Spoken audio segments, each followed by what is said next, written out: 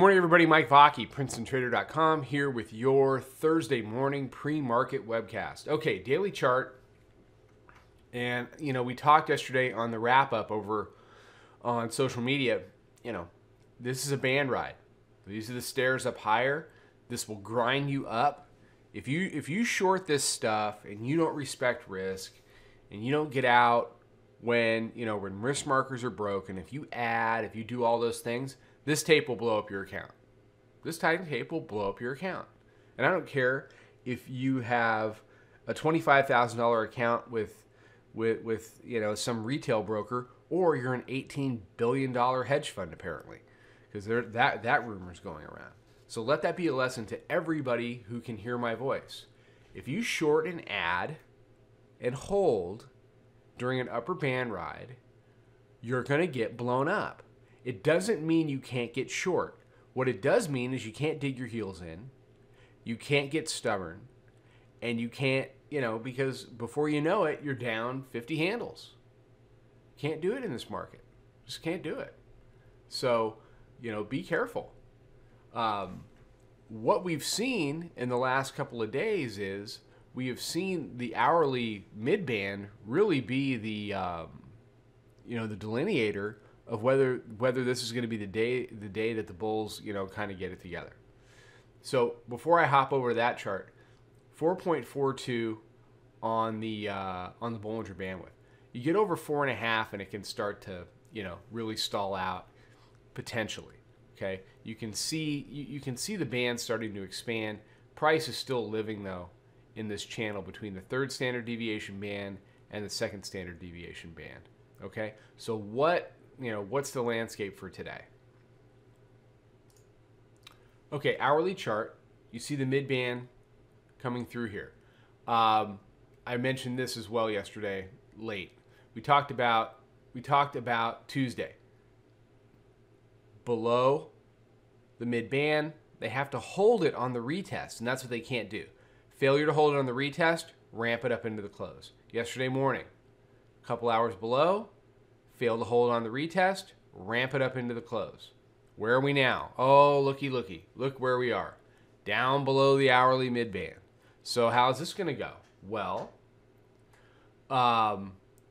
in the morning, we're going to get, we're probably going to get an hour or a couple of hours below the hourly midband.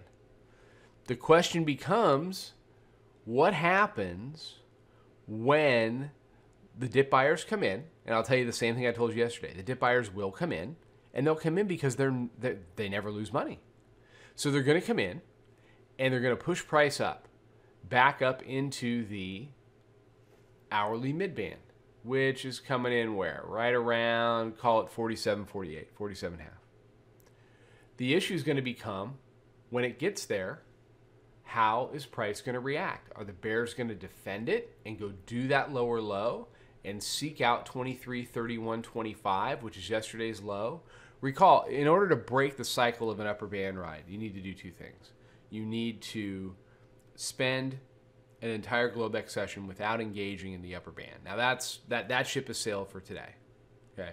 But the bears can put themselves in a position to do that tomorrow by breaking the prior day low. They don't have to close below it, but breaking it, causing some lower lows on the daily chart, can put them in a position where staying away from the upper band for a day is more manageable. I'm really viewing today, though, as kind of a last chance for the bears. If today is a replay of yesterday and the day before, as we saw last Friday, it is far too easy on a Friday to just keep on going and do some kind of a, and just do, whether it's a trend day or a slow walk up, something along those lines. So if the bears are going to turn things around, they really need to make some progress today. Progress starts by converting the hourly midband. Progress gets the next step by breaking the prior day low, and then you see it come potentially to fruition if it can stay away from the upper band for an entire day. But watch this hourly midband. I'm going to be bugging you with it all day on Twitter and Instagram. We're talking about it in the room. I mean, effectively, And getting short to see if they can convert it is not a bad trade. It's a trade that we did yesterday.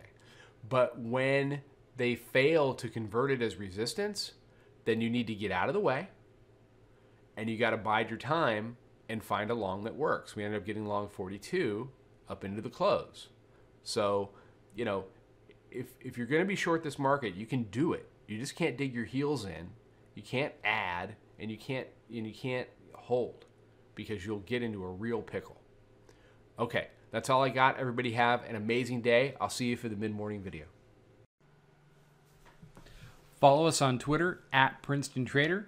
Come check out our website, Princetontrader.com, and come take a free trial in our chat room. I'll be back tomorrow morning with another webcast. Trade 'em well, everybody.